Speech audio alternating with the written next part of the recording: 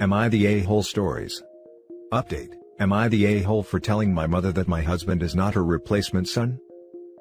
Original post: My parents have 2 kids, me, 26 female, and my brother Dan, 34 male. Dan had a rough time growing up and frankly, my parents failed him. As a teenager, he struggled with severe addiction and mental illness, and they did almost nothing to help him. By the time he was done with college, he had completely cut off my parents. To this day, Dan and my parents are still estranged. I, on the other hand, still speak to my brother regularly. My parents, especially my mom, take every chance they can get to mourn the loss of their son, and act as though my brother wronged them by leaving. Dan has told me he wouldn't mind reconnecting with them, but only if they reach out and apologize first. I've encouraged my parents to do this, but they insist that he betrayed them. I got married early last year to my husband Jeff. We have a happy marriage and he is adored by all my friends and family, but I feel like my parents have been crossing some boundaries. For example, whenever we've gone to visit them, they insist that he sleep in Dan's room, saying that their son, my husband, has come home and should sleep in his rightful bedroom. Before the pandemic, my dad would take Jeff out to sporting events, and introduce him as his only son. Most of the pictures of my brother in my childhood home have been replaced by pictures of my parents with Jeff. The other day, my mom called to invite me and Jeff over for the holidays. I told her I wasn't comfortable traveling during a COVID spike. She was irritated but dropped it. Then, she called Jeff and begged him to visit without me, because apparently, it's cruel for a mother to be without her child on Christmas. Jeff politely told her he wasn't going to visit without me. She's been emotionally blackmailing him ever since, sending him pictures of stockings with his, my mom's, and my dad's names on them and saying, "But we already promised so-and-so that our son will be in town." This felt ridiculous and unsettling, so I called her up yesterday and explained to her that she's violating our boundaries. Jeff is not her replacement son, and no matter how much she pretends, she does have an actual son. She doesn't. It is her responsibility to make up for the damage she did to that relationship before it's too late. She started crying and called me cruel for mentioning Dan, and said I have no idea what it's like to be a mother, and it's disgusting that I'm trying to deprive her of a son, when she has already lost one by keeping Jeff away from her. My father agrees with my mother, and Jeff agrees with me, though he doesn't like to rock the boat and thinks I should apologize anyway. I thought I did the right thing, but now I'm really not sure if I went too far. Am I the a-hole? Now for the top comments before reading the updates. Not the a-hole, and your parents sound hella abusive emotionally. If you plan on having kids, set your boundaries well before you start the journey. Oh, for sure, I do not want my children to have the same childhood I had. My parents have always been a bit off, but until now I've just kept quiet and put up with it. Something has to change clearly. I read this wearing a Pikachu face. For real. Not the a-hole. So not the a-hole. Your parents sound mentally unbalanced. This is a seriously unhealthy behavior and it will have a negative impact on your marriage. Because to them, you got married, your husband is better than their son, they don't have to be responsible for the emotional upkeep like they did with their teenage son, so they are replacing their son with your husband, so they can feel good about their son while still maintaining the role of victim where their real son is concerned. That is convoluted beyond all reason, and you need to make some very firm, very lasting boundaries with them. How are they going to act if you and your husband ever have a baby, especially a boy? When they overstep your parenting boundaries, it will be to talk about that baby as their baby, how they raised him, etc. I'm definitely extrapolating here, but it isn't exactly a reach to think they will not only continue this behavior but escalate it.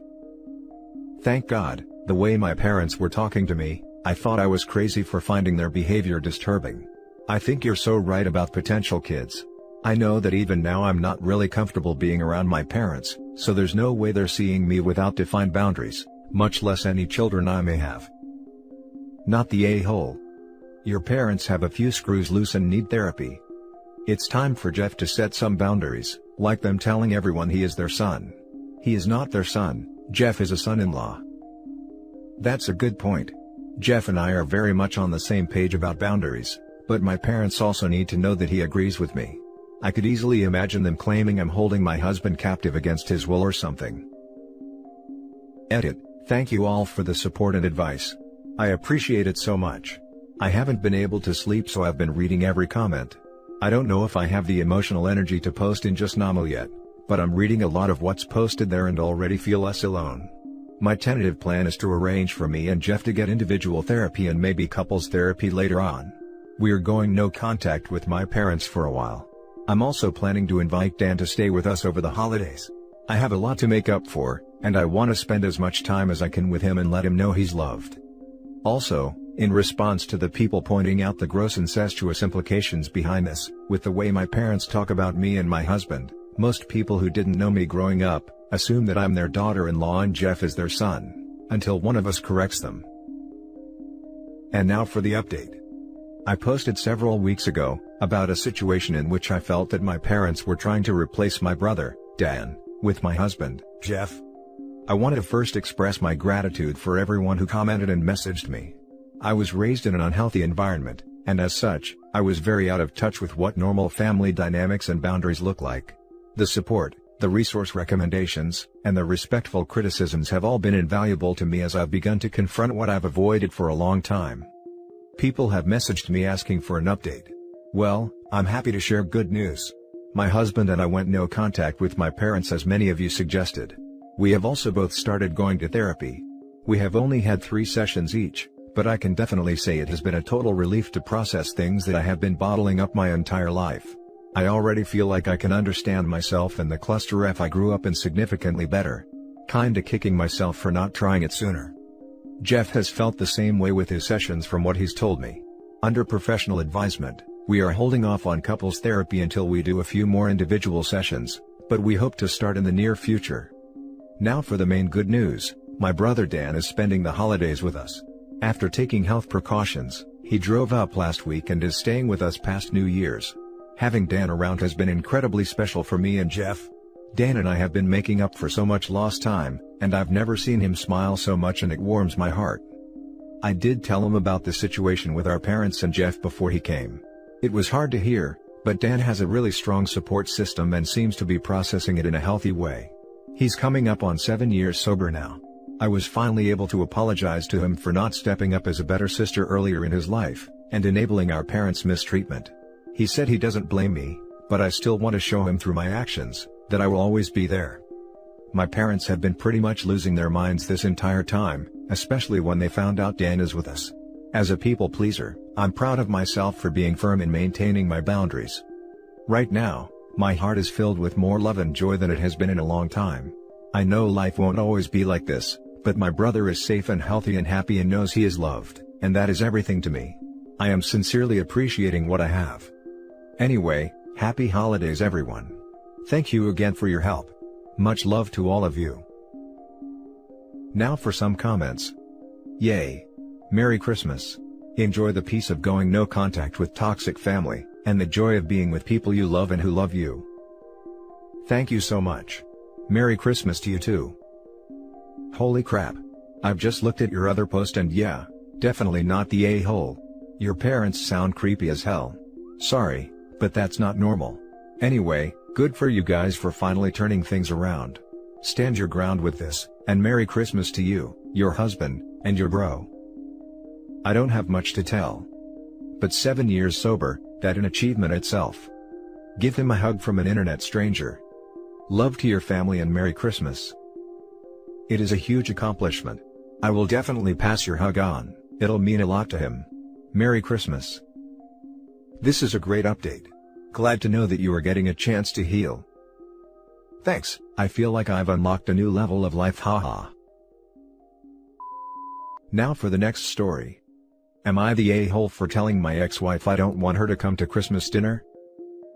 Basically, earlier on this year, she, 37 female, came out as a lesbian to me, 37 male, and we divorced after being together 11 years. It really sucked, and even though we've remained sort of friends because we share our dog together who's 10, I do find it hard.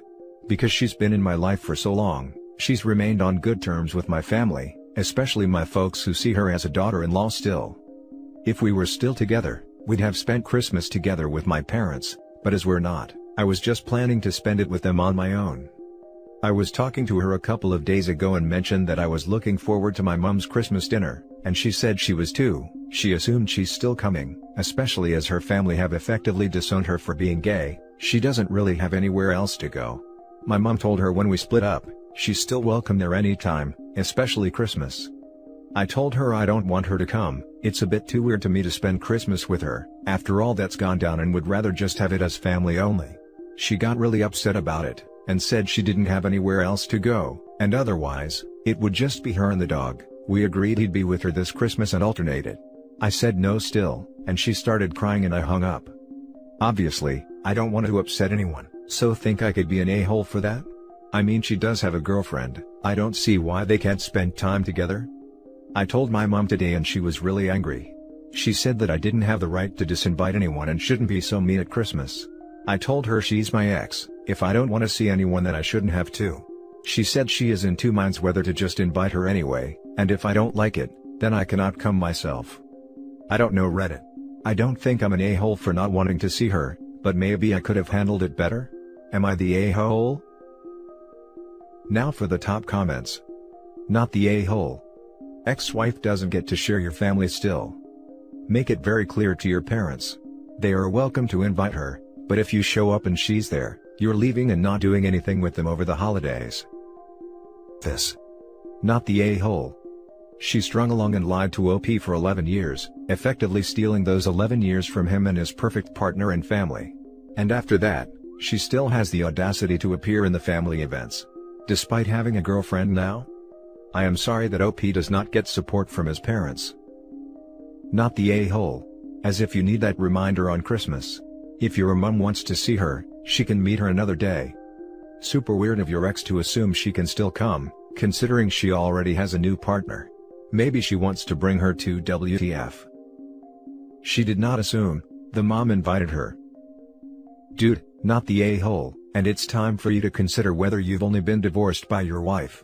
That is so harsh of your family and so thoughtless of your wife. I feel for you. OP's family has essentially chosen his ex over him. Mom made it clear she was inviting ex no matter what, and that if he didn't like it, he could not come. It's crazy how everyone is trying to act like things are peachy and normal at the expense of OP. It's like no one is really considering his feelings at all. His world has recently been twisted around and he's seemingly expected to act like things are perfectly fine. Edit. So I've made a decision and rang my mom about it. I'm not going. She's told me she's re-invited my ex anyway, so I've said to avoid being awkward, I won't go myself and she can go. My mom practically begged me to reconsider, but I said it's my decision. I've also told my ex that if she's going there, I'm having the dog this Christmas so I'm not on my own Christmas day. She also tried to get me to reconsider, but I'm ignoring it now. Further edit, I asked her when I just spoke to her about spending it with her girlfriend. Apparently, she's currently self-isolating, so she can't see her. Now for the last story. Am I the a-hole for naming my newborn son after my deceased son? For purposes of this, let's just say the name is Eric. My ex-wife, 46, and I, 49, were college sweethearts. We have two daughters 19 and 17. We then tried on and off throughout our 30s to have more kids, but my wife kept failing to get pregnant and finally suffered a miscarriage at 39. When we had come to terms with the fact that my younger daughter would be our last kid, my ex-wife got pregnant and at 44 had our son. We named him Eric after a close college friend, and I was happiest I think I've ever been up to that point. I told everybody about our miracle baby, took a million pictures, and even planned to go back into the long hours of investment banking from the startup I was working at, so I could make more money for his future. However, 4 months later, our son died of sudden infant death syndrome. I was devastated, but my ex-wife was even worse. She turned into a zombie, got on heavy psychiatric medication, and refused to show me any sort of physical affection. She screamed at me whenever I came home from doing something normal, and kept feeling the need to remind me that I had daughters too. I couldn't take being at home with her negativity, so I threw myself into networking, got back into investment banking, and started working long hours. At work, I met an analyst who also just started there. When I realized my ex-wife and I were just strangers living in the same house, I decided to be brave and tell her that this wasn't going to work anymore and filed for divorce. The analyst and I started dating, and we fell in love quickly and got married. I have 50-50 custody, and even though both my daughters are extremely cold to my new wife, she always tries her best with them and tries to give them advice as a non-judgmental relative, and I appreciate that. After trying for under a month, she got pregnant. I don't know what got into both of us, but we were extremely jittery about finding out the gender. However, eventually 7 months in, we gave in and found out we were having a boy, but her parents wanted it to be a surprise, so we kept it from everyone. Last week, our son was born. When my wife found out the gender earlier, she said she would be honored to call him Eric. I shrugged at the time, but I knew there would be no better name. However, the first time my younger daughter saw the baby, she jolted up when I told him this was Eric, and she screamed, "How could you?" and walked out. My ex-wife rarely calls, but I woke up and saw 5 missed calls from her. When I call back, she starts screaming that Eric was our name, and it had significance because we decided Eric would be our first choice boy name, because it was the name of a friend we made in college. My older daughter also heard and said she could not deal with this, and has refused to come see me and quite vehemently expressed her dislike for my wife for being okay with it. Am I the a-hole? Now for the top comments. You're the a-hole. You're an a-hole to your ex-wife, your daughters, and both your sons. You named your son after his deceased half-brother. How do you think he will feel when he finds that out? He is basically Eric 2.0. How do you think your daughters will feel, having to hear and say his name all the time, constantly reminding them of their dead brother? Jesus, man. Just Jesus. Edit. Got once people start to explain the timeline, this got so much worse and you became so much more the a-hole. Add in that he married a woman half his age. 6 months after his first son's death, and started trying for the new baby within the next month with his 24-year-old mistress, who would have been 23 at the time, and also divorce isn't likely finalized that fast, if you see the math with the ages and timing that he gives. You're the a-hole.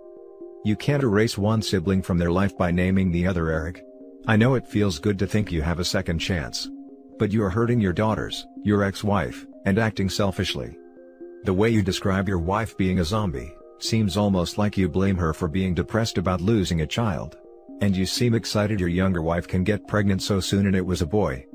It's nice that you are excited, but you owe your children an apology and maybe ask them for help renaming the baby.